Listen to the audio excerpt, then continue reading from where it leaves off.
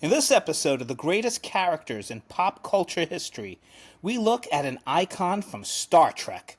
He was a science officer, a first officer of the U.S.S. Enterprise, a Starfleet commander, and a United Federation of Planets ambassador.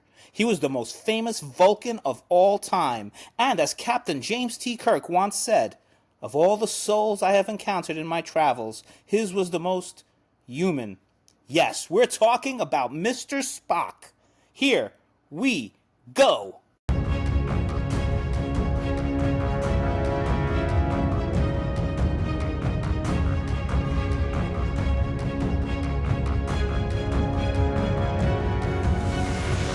And here we are again, and my guest today is Eric Kuber, who is the host of 3324 podcast, which is, I've been on a couple of times, Eric, right? Several times, my friend, several times. So I'm returning the favor. Thank you so much. It's great to be here. Yeah, those of you who are just tuning in for the first time, my podcast is we look at historical characters in pop culture. So I've done Sherlock Holmes, Ebenezer Scrooge, and today we are looking at Mr. Spock. So this is the first modern character that we have deemed worthy of being considered one of the greats. I guess we can just start with why you pick that and what your first, exposure to Spock is and what makes you think he is one of the greats of all time. Oh my God. Well, if in my lifetime, I mean, Star Trek has been in my DNA ever since as far back as I can remember. My first exposure to it was the animated series back in 1973. And then, the reruns of the original series. And I came to know, but not only am I a fan of Mr. Spock, but I'm a big fan of Leonard Nimoy. Yeah. And he has had so much to do to create that role. Oh my God. Yeah. I mean, I guess when you think of the show Star Trek, you think Captain Kirk, you think, all these other supporting characters. But Mr. Spock really came to epitomize the show. I mean, he is like I would say there was a point, we'll talk about this, where they almost were like, let's make him the lead, Yeah. That's how popular he became. Yeah, I think so. And I think what he represents, I think I could sum it up in one word, is he's humanity. He represents a certain demographic. Given the show was, very, sort of, it did really well with diversity and having like these multi-ethnic characters on the show, all human. Spock represented a different type of demographic, I think, that at that point in time, nobody really wanted to talk about. And I think with sci-fi, I think they kind of got away with a lot. So they created a character that could represent someone who's feeling downtrodden, a misfit, the one who's been bullied in his life, and certainly this comes across as you know the characters work the show.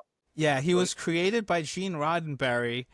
This whole show, he wanted to do a show for the longest time, and he pitched other shows. There were private detective shows that Gene Roddenberry had done, and cop shows, and he always wanted to do this, wagon train in space, right? This Western set in space.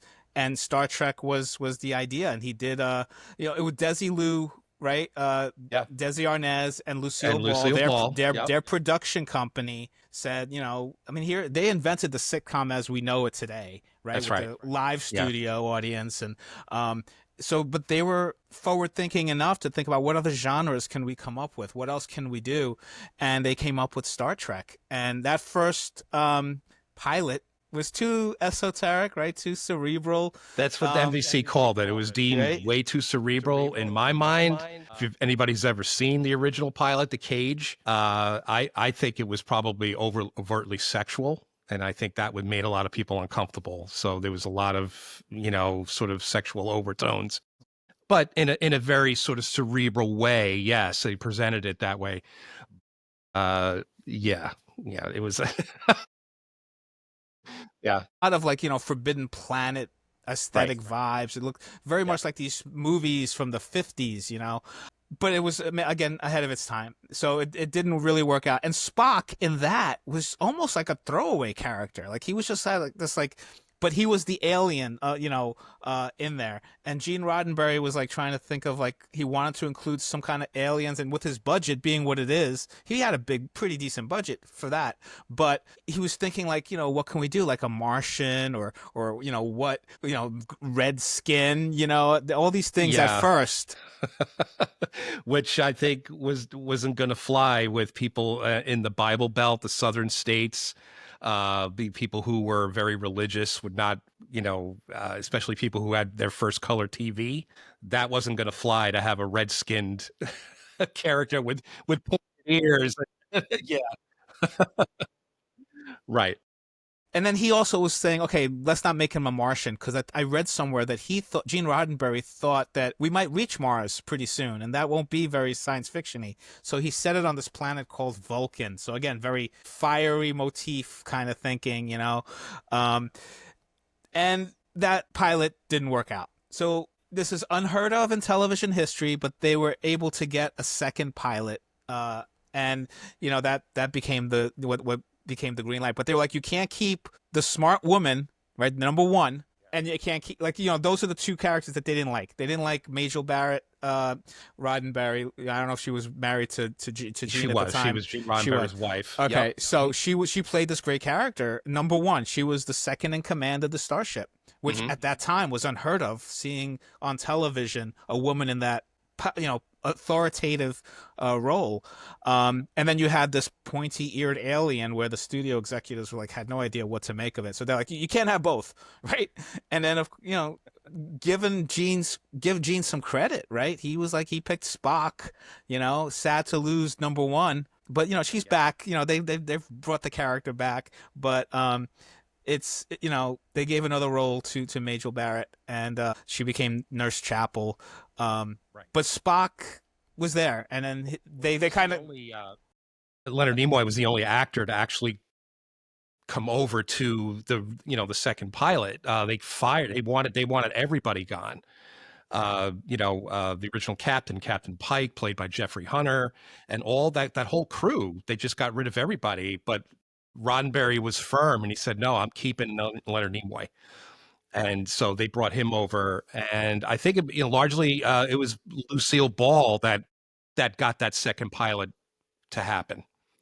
So many people have to give credit to her. She believed in that show. Mm-hmm. She said, "Let's give these guys another shot." And it's interesting to note that Leonard Nimoy, the way he plays Spock in that original pilot, he was just written as an alien. They didn't know what to do with the character, as you mentioned, but he was very sort of like very human-like. And the reason for that was because he was playing against Jeffrey Hunter, who was this very inward type of actor. So Jeffrey Hunter was sort of the straight man. Spock gave that more of emotional, and I think that informs Ethan Peck's performance now in Strange New Worlds based on that original performance by Leonard Nimoy. So I think that there's a big influence there. Yeah. Yeah. Know how Leonard Nimoy was cast? Do you know who went into Gene Roddenberry's ear and said, "Hey, Leonard Nimoy, he's a good actor"? Well, he did an episode of a show called The Lieutenant that Roddenberry also produced. I think it was very short-lived, but he was very impressed with his performance in that episode. The Lieutenant with another Star Trek actor. Yeah, it was Gary Lockwood, who plays Gary Mitchell in what ended up being the second pilot. And he's also in 2001. How true this is, I do not know, but apparently it was Gary Lockwood who went to Gene Roddenberry and said, "Hey, what about Leonard Nimoy? He's pretty good." And I think that's what kind of made him open his eyes and be like, "Yeah, he's pretty good. I think he'll be." But there were other people who were being considered for the role. Now, apparently DeForest Kelley, before he became cast as Dr. McCoy, he was being considered because he too had worked with Gene Roddenberry in a couple of things. Yeah. But he was being considered for Spock for the Cage. Martin Landau, of course, was always one in his mind, and it feels like they were up for a lot of roles together. Leonard Nimoy and Martin Landau, and then this I thought it was a joke, but this is true. George Lindsay, who played Goober Pyle from the Andy Griffith Show, apparently came that close to being Mr. Spock. So Leonard Nimoy mentioned that a couple of times, and I think Ernest Borgnine mentioned it in his autobiography. So it's That's a true amazing. story that Yeah. it would have been a totally radically different Got my Star Trek character. mug, by the way, drinking my tea. So I'm wearing my. look at this. Those of you who are Nice. just hearing it on audio, There I you have go. my little blue shirt with the science insignia on.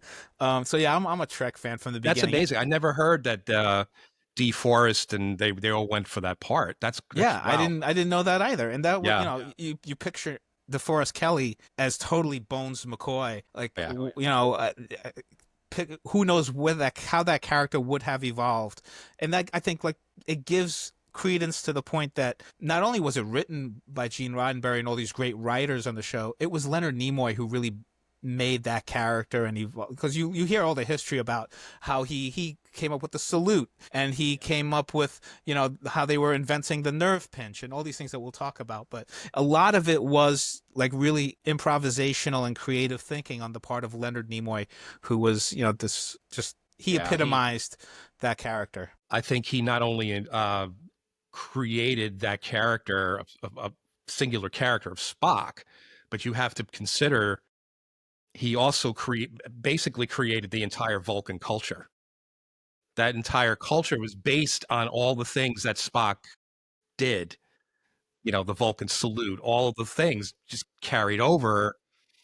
We didn't get to see that, of course, until the second season with a mock time, that for their very first episode where with the Ponfar and all. but you got a glimpse of the culture, and that, yeah. So that's and that just, the amount of influence that he had, and his instincts, and him playing that character so dispassionately against William Shatner at this point, who was much more boisterous than Jeffrey Hunter was. So now Spock reversed that and played against him, so now he became the inward character, and that's how the character was really born, so. Yeah. And again, give credit to him, because here's a guy, you're putting fake rubber ears on his, pointy ears, and, messing up his eyebrows, and this weird haircut with like harsh bangs, right? Yeah. And, I guess tinting his skin a little bit to give it that bluish, yellowish, because he's supposed to have green blood, right? Or blue blood. It's good. Green, right? Yeah. So anybody would just be like, okay, I'm just playing this caricature alien, but he really brought it to life and really looked at it, multidimensionally, and how to really make it unique and believable. Because, again, those of you who are just like kind of casual, it's funny how so many, even nowadays, people call it Dr. Spock, because apparently, there's a real, Dr. Benjamin Spock was very famous in the 60s for writing all these best-selling books about, baby care and child care and parenting. And Gene Roddenberry had no idea this person existed. So when he came up with the name Spock, he just thought it sounded cool. It was short, easy to remember. And to this day, people still kind of confuse Mr. Spock and Dr. Spock, But of course, yeah. It's easy when you when you have a doctor as well, Dr. McCoy, Dr. Spock. They could get that confused. I could see that. Did you know that I just recently found out that Spock, the name Spock, do you know what it means in Vulcan? It means unifier.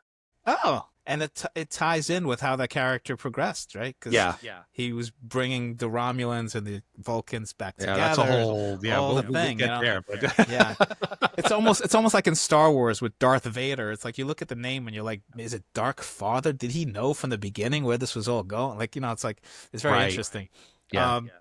I'm mixing up my sagas here, but. We won't talk about that other stock at this point. We're talking about Star Trek now. Exactly. We'll jump into Star Wars for another one.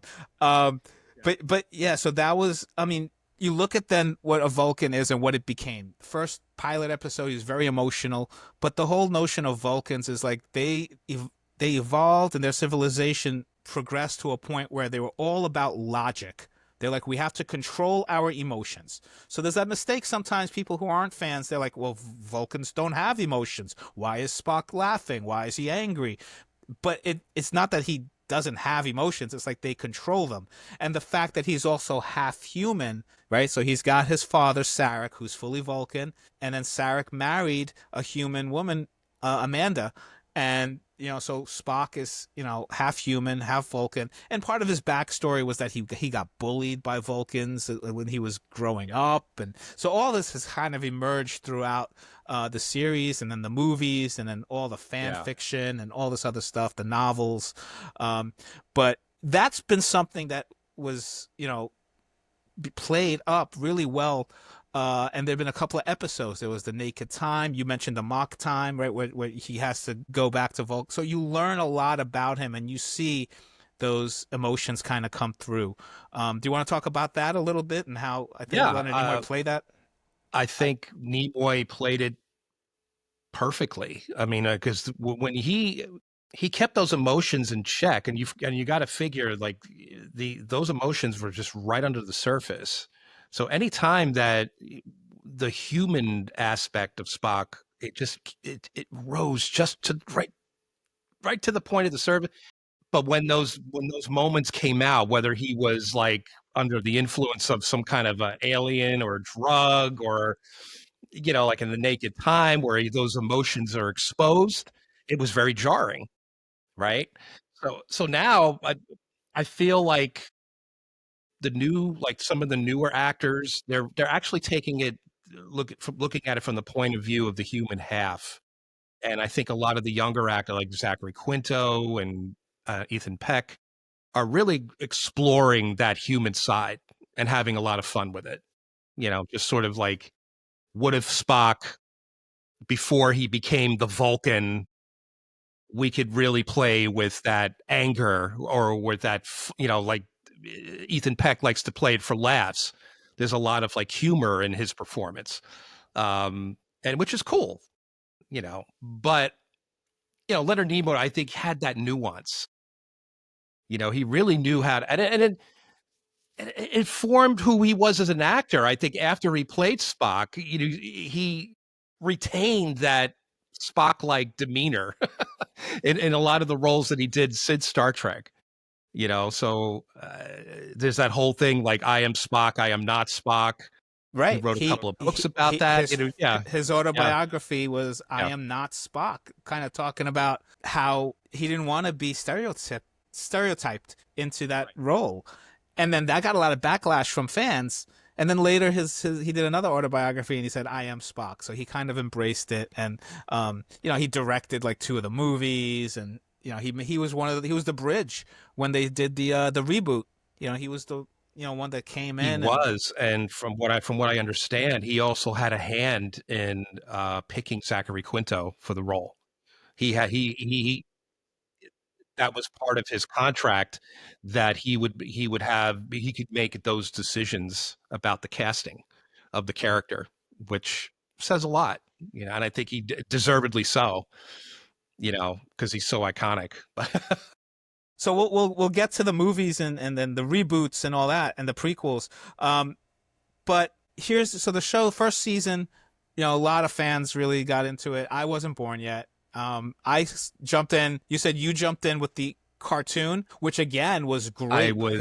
The show ran 3 seasons, and then got canceled. The second season was canceled, and all the fans did this big writing campaign, and they came back for a 3rd season. But then the cartoon was, animated, meant for kids, but watching it, anybody who's seen it really has the feel of the TV series, and it had all the voice actors except I think Chekhov. I think Chekhov was the only one that's not in it. Originally they didn't want Nichelle Nichols to come back, nor George Takei, who played Uhura and Sulu, and it was Leonard Nimoy who said, listen, the whole show is about that.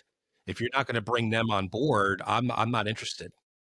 So he lobbied for them to come back. I don't know what happened with Walter Koenig, who played Chekhov.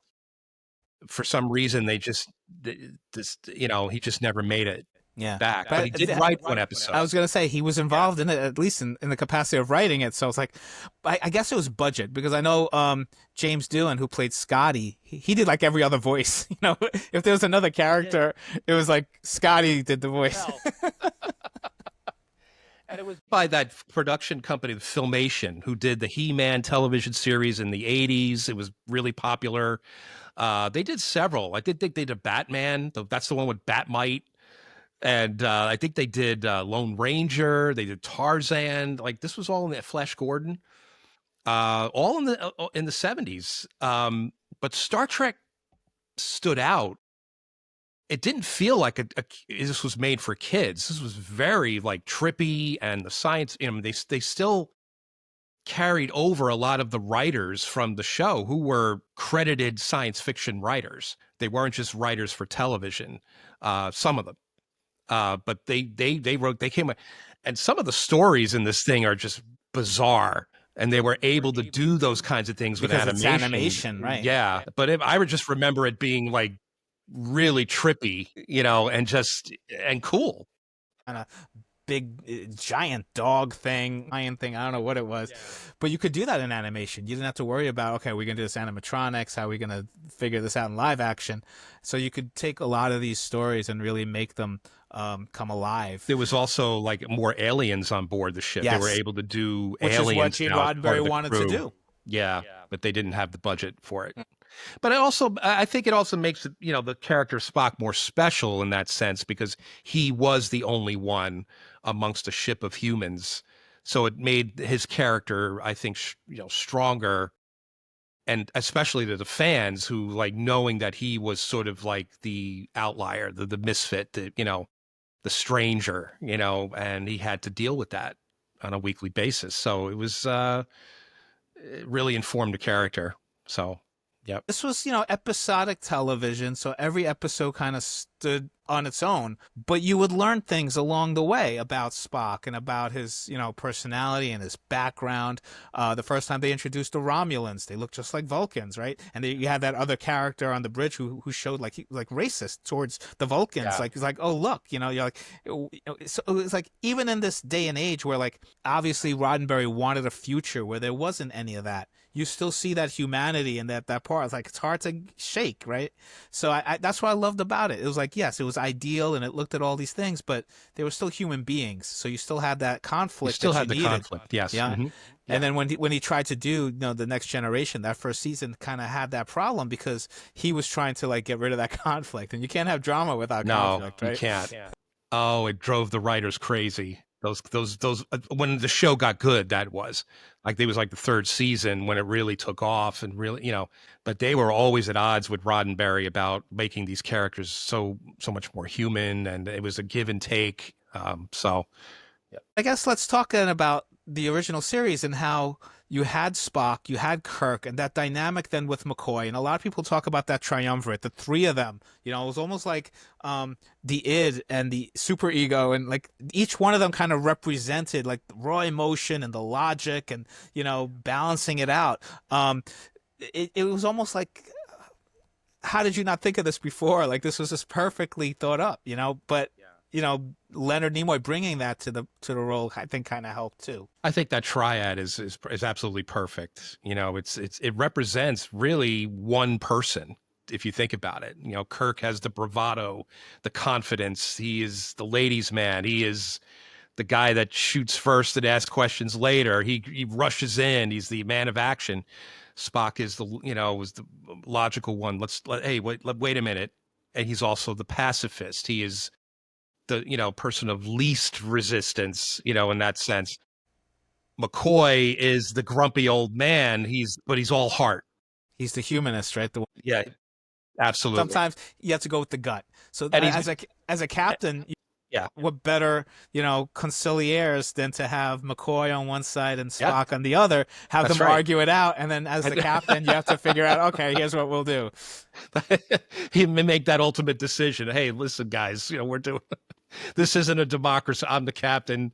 Ultimately, that's how it usually went anyway. But I think he was amused with the back and forth, the banter between the two, and it was just such great moments, So yeah. Well, so they started, fans started loving this character, and it was funny. Like I said at the beginning, it reached a point where the executives of CBS were like, let's make Spock the lead. We're getting all these fan letters and Mm. people are loving him, and so there was that moment where they thought, and then he was going through like I think some argument about like licensing or something. So they didn't sign him up for another season yet, and they were looking at people like Mark Leonard, who played eventually Sarek, and he played a Right. Romulan. Yeah. And, there was this guy called Lawrence Montaigne who played one of the Vulcans in that first episode of Mock Time. But they were looking at him to replace Spock, to be this. So he came that close to getting kicked out and replaced, but he signed up again, and the rest is history, But you had some really clinker episodes like Spock's Brain and things like that. But for the most part, such great ones, Let's. I mean, come on. Let's put this into perspective. How many characters do you know that were played by the same actor, mind you, who has been shot at, who has been like his brain removed, stolen, who has been in love, and has all these women are loving him, and this, and actually died, and was resurrected. So yeah, I mean that's amazing. It really is. Yeah. It's a great character. You could see why he loved playing it so much, and he was saying how it was like hard for him to go out because people would like mob him, and women wanted to touch his ears. It's like it took its toll on the family. I think his son Adam and his daughter, and people would come to the house. Apparently, I just watched the documentary had he made about his father. Adam Nimoy. If you haven't seen it, it's called For the Love of Spock. I haven't seen it, but I heard about it's on Prime right now. You could rent it. It's really good. It's really well done. For the Love of Spock. Okay. For the Love of Spock. And that was his son. That his son Adam. He because it's one of those situations where it's very much like Sarek and Spock. They were very estranged growing up. Leonard Nimoy was always working. He never like. His work ethic was top notch. He was known as a modern Renaissance man. When he was at home, he was always doing all these projects, fixing things, and he was always, thinking outside the box. But he always kept himself busy, and he never let the family starve. I mean, he took every role that came his way, every paid like commercials as the character of Spock, sort of these little parodies that if they paid, he did it. And that was why he was getting angry, because they were using his likeness. I mean, it's kind of hard. I remember having some of these like comic books and things, and it looked like Leonard Nimoy because it had the pointy ears and the eyebrows and the hair, and he has that like kind of gaunt face. But he set the precedent where it's like you got to pay the actors if they for their likeness. That's something that he had to do, and I'm glad that they got him and they did the right thing. But then let's talk then about some of the things that he came up with. We talked about like the nerve pinch, right? And that was again improvised with him, and it was the episode when he was split in two, right? Kirk became evil and good. Yeah. I feel like such a nerd knowing all the names of the episodes. By the way, I'm really big fan, guys. I'm sorry. No, it's that's great. No, there's actually a meme online. If you could look it up on YouTube, and it says that the tagline is something to the effect of, "Here's Leonard Nimoy telling Star Trek Discovery or everything that's wrong with Star Trek Discovery." And what it is this old interview with Nimoy talking about how that came to be, and it was, the director wanted him to come up behind Kirk and hit him over the head or with the butt of his phaser. And Leonard Nimoy's like, this is so archaic. It's so Western. It's so cliche. Like this guy's an alien. We don't know anything about this guy. Why not? Maybe he has such a vast knowledge of human anatomy. Maybe he knows things that humans don't know. Let's try something. What if I applied pressure to a certain point and just, it's a much more merciful and civilized way of incapacitating somebody. So the director's like, go, sure, go for it. And ever since then, the writers like they, that became part of the character. It's one of his And, superpowers, right? yeah, right. Yeah, and you know, so give credit to Shatner for selling it. Right, exactly. But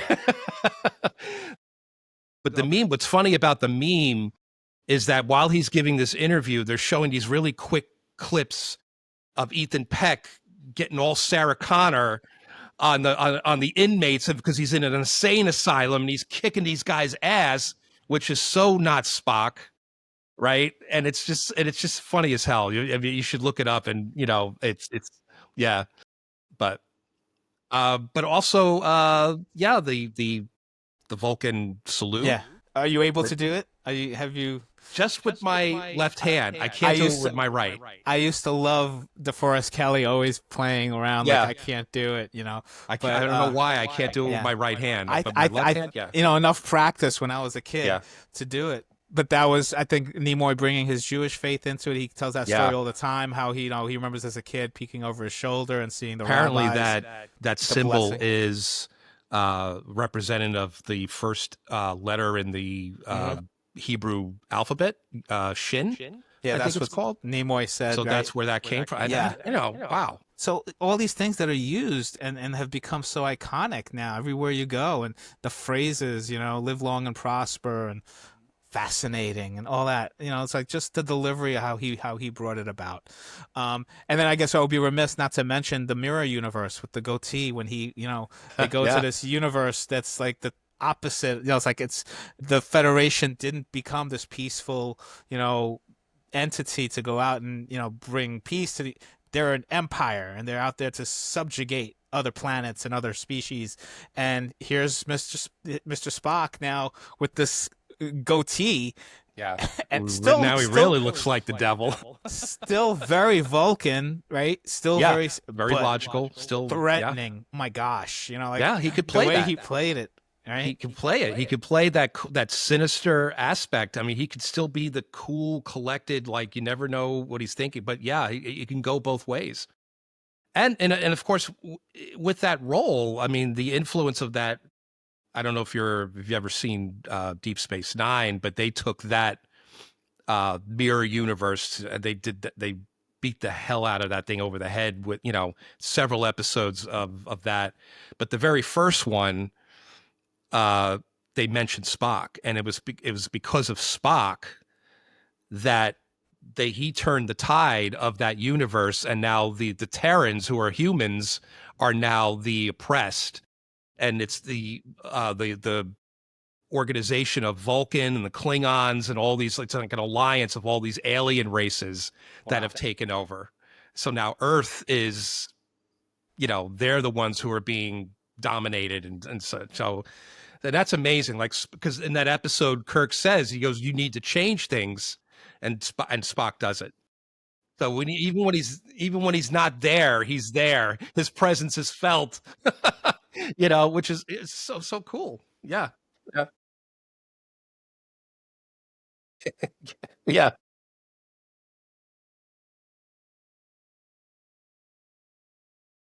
Great episodes, especially those first 2 seasons. And you wonder if they had gone more seasons, what other stories? Because they brought, like you said at the beginning, they brought science fiction writers and horror writers. You had Robert Bloch and Harlan Ellison and all these folks, so just really great storytelling that sometimes is lost in shows nowadays. You get somebody who can write a sitcom and you think they could do a science fiction show.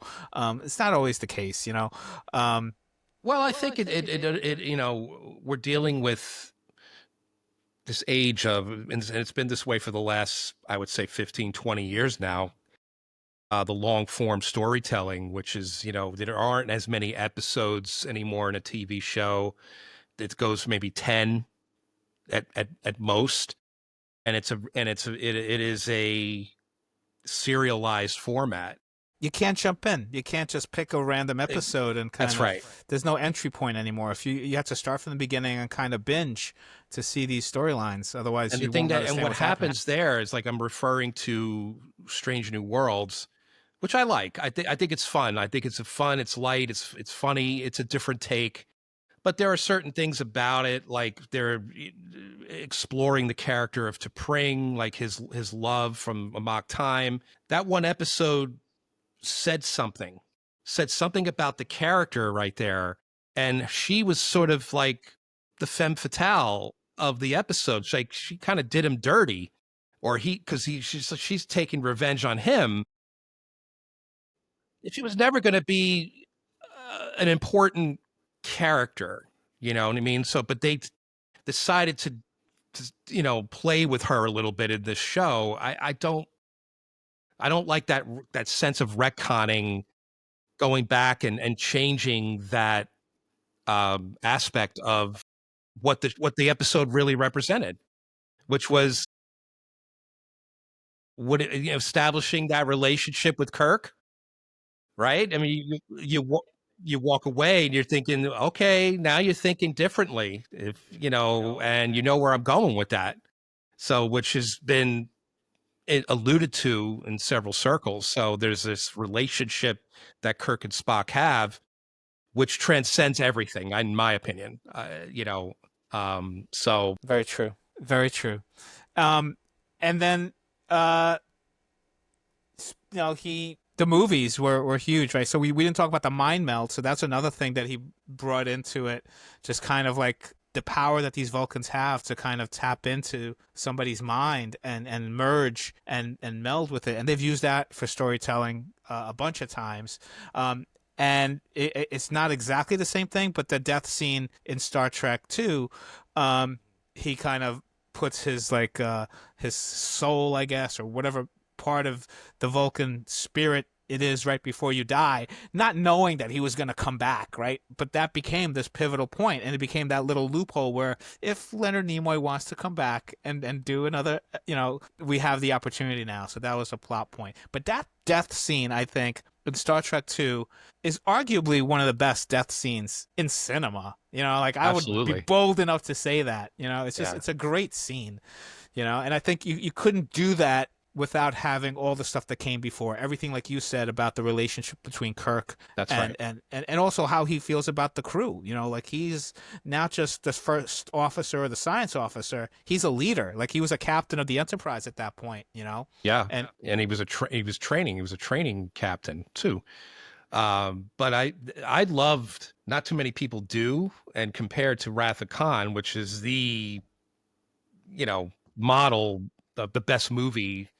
But I absolutely love Search for Spock because of that very notion. It's not a perfect film, but I think the ideals behind it and the fact that they're really showcasing this relationship and what Kirk goes through to find his body. He doesn't even know what he's looking for. It's such a beautiful notion that he's willing to risk everything, his career, maybe his life, his ship, his crew, to do this. And it's such a strong thing, and that's the reason why that movie's so special. But I like all three. The Genesis trilogy, I think, is one of the great trilogies. And some have called it the Spock trilogy because of that very notion. So it is the Genesis device trilogy, right? But Spock is the core of those three movies: Wrath of Khan, Search for Spock, and then The Voyage Home. So then, they did some more. You had, the other series. I mean, Star Trek became this franchise, multiple series, multiple movies. And they were like, okay, we'll just keep having new adventures and new characters.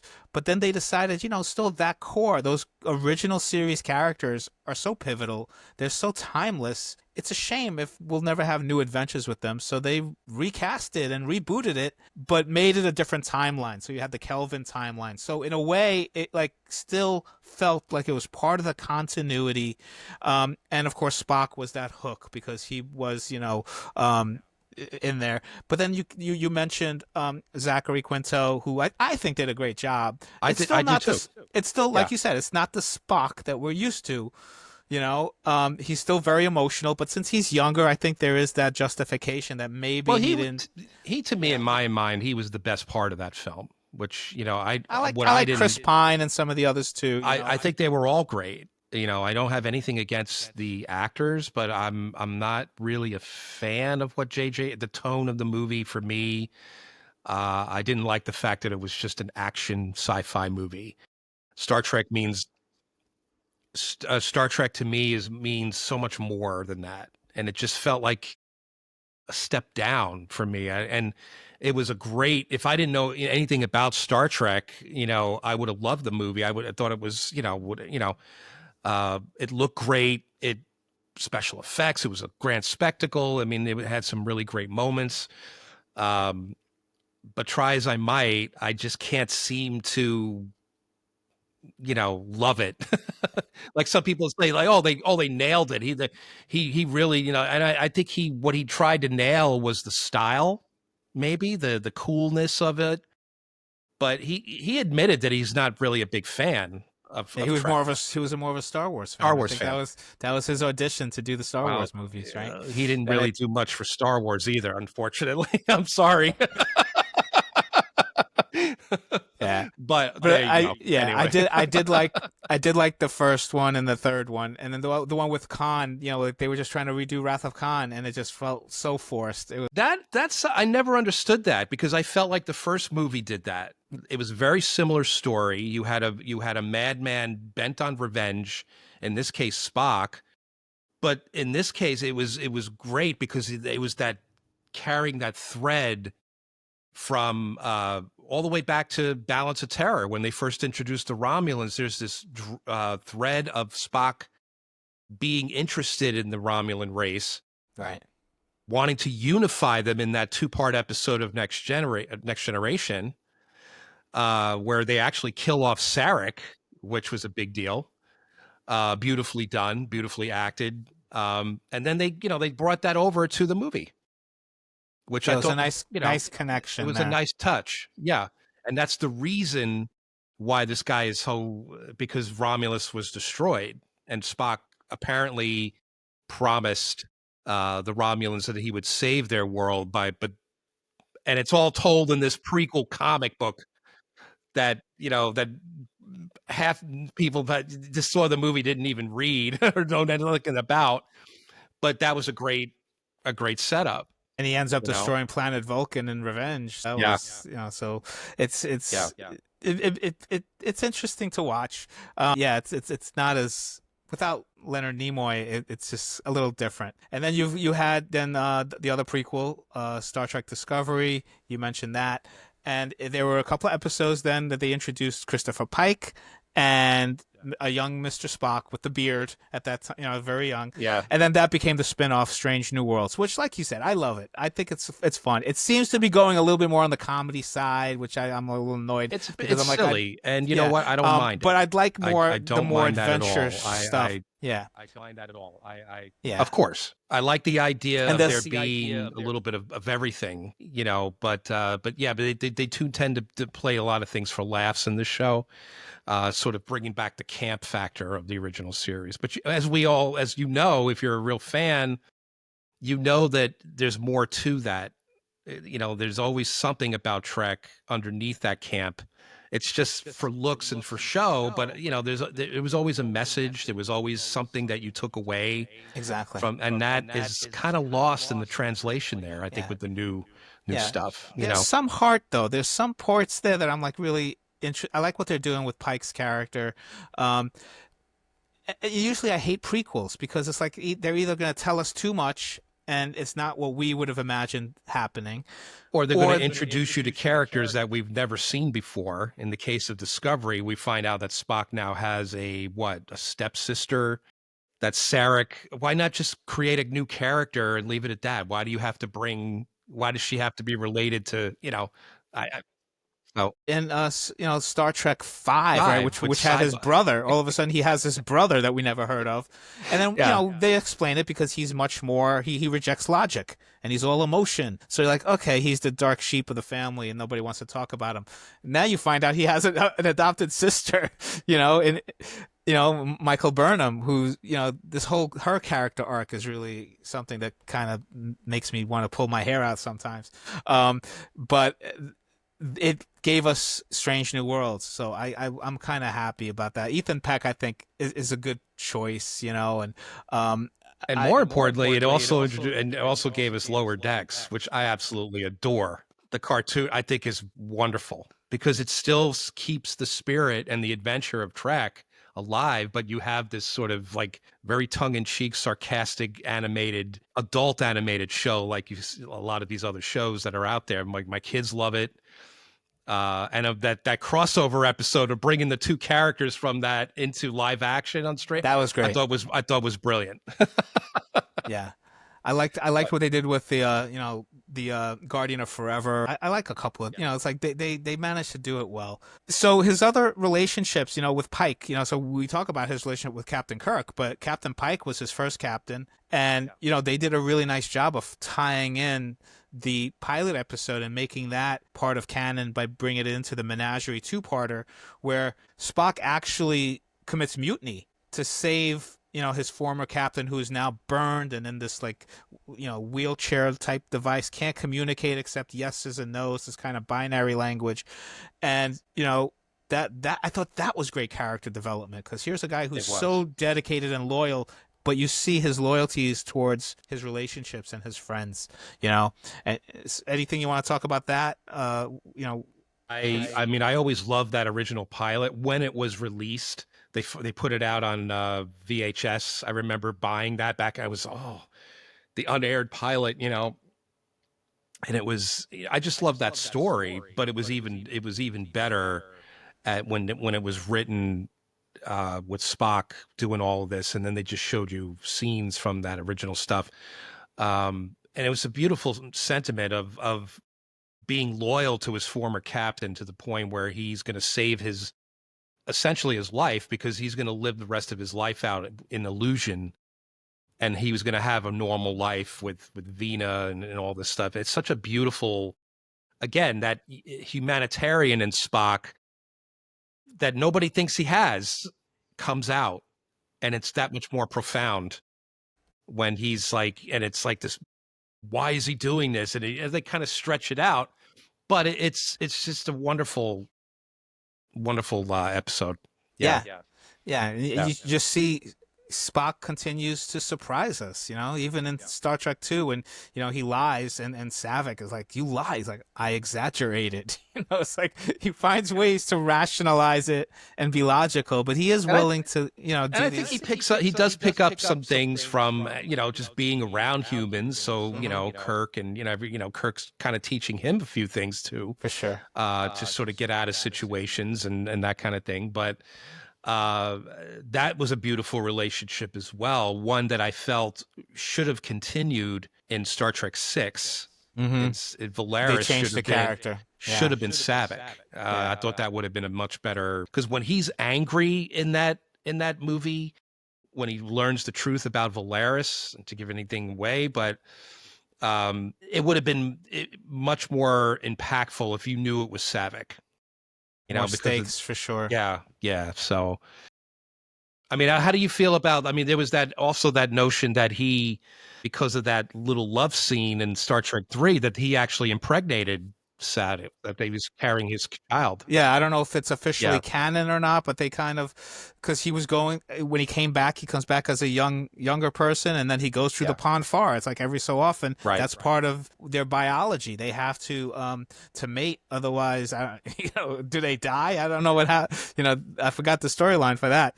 But yeah, so that is part of the lore, that is, why she had to kind of stay behind, in the next movie, because she was having his baby, so that is part. I wonder if they're going to do anything with that, as going forward, if that's actually going to be a thing, or if it's mentioned or something, all of a sudden now a future like Spock's son's going to come out of nowhere and be like, not unprecedented, because one of the great episodes was with Zarabeth, right? All Our Yesterdays, when they he meets this woman in another world, and that's where he's also like, they go back in time, and suddenly he becomes this more primitive Vulcan. He can't control his emotions. So I don't get the logic in that, but that's part of the storytelling. And he falls in love with Zarabeth, and then A.C. Crispin does the novelization of the sequel, right? And she did Yesterday's Son, where there's a love child that stemmed from that. So it is part of this kind of canon where they play with. He's had these love affairs with people like Nurse Chapel. In the new Trek, he has an affair with Uhura. And then there was that episode, This Side of Paradise, where Layla Kalomi, right, is the name of the character. Jill Ireland. He apparently rejected her, but that's a regret that he had. So these spores that suddenly bring out all of our emotions, they turn Spock into this lovesick puppy, kind of is like, sees his love, and he's like, yeah. And again, seeing him hanging from a tree and laughing and I don't want to, Jim. Like he's like, what are you doing? He's like, I didn't. What a great scene. Yeah. I'd rather just stay here with. Yeah. No, it's so great, and it's just so great to see those moments appear when Nimoy really knew how to turn it around and know exactly how to play those moments to the fullest, and that's what made the him as an actor and the character that much more special over time, because that character grows, he becomes wiser. When you get to the old Spock in the movies and such, when that still has that glint in his eye. There's some, in moments, there are times where that sarcastic tone, like, there's just a lot of history there. And it's just such an amazing development of a character.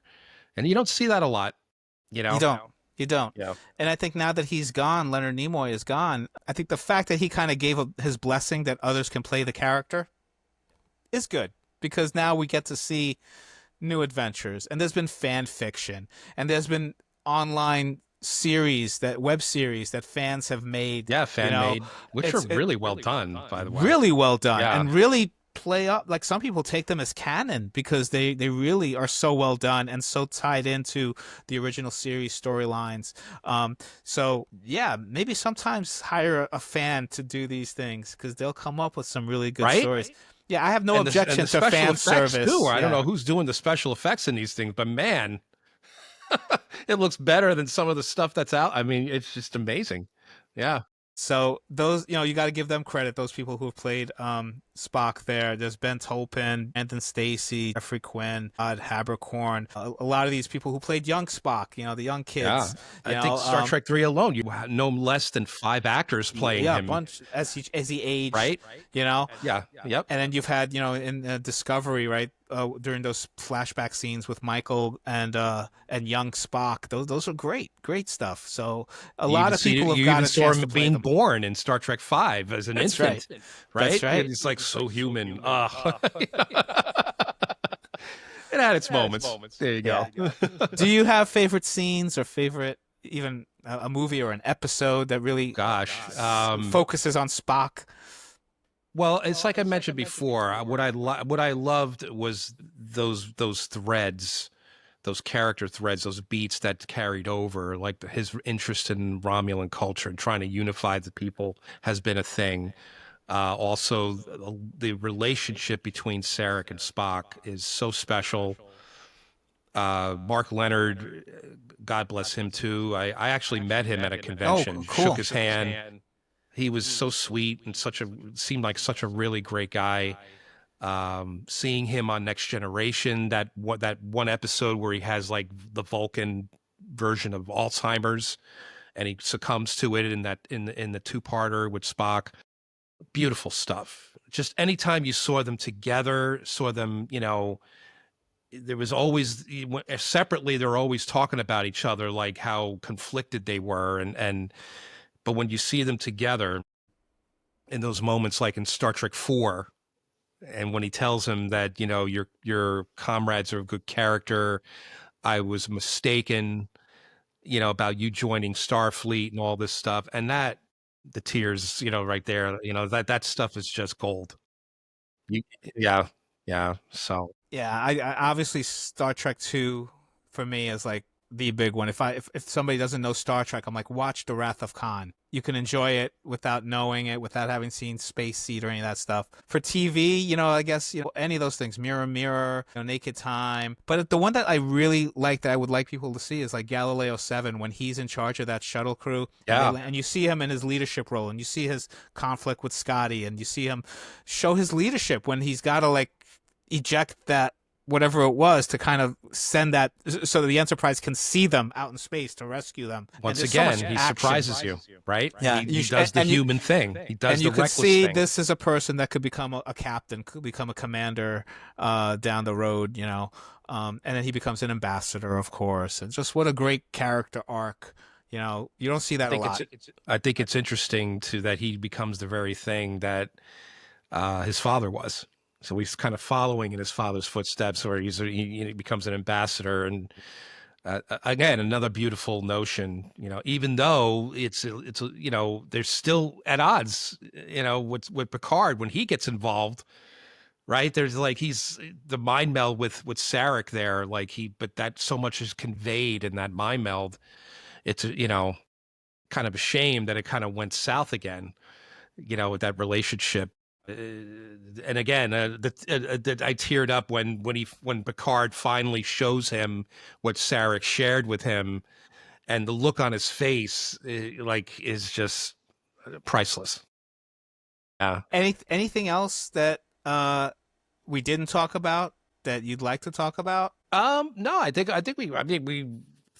we said pretty much what we needed to say about the character. I just think that he's such an enduring character, and like I said, in my lifetime, he's been there from the start.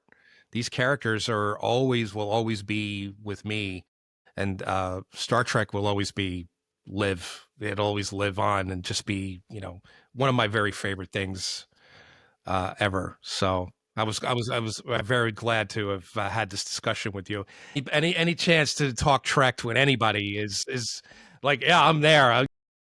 So, and I'm sure it won't end here. Yeah.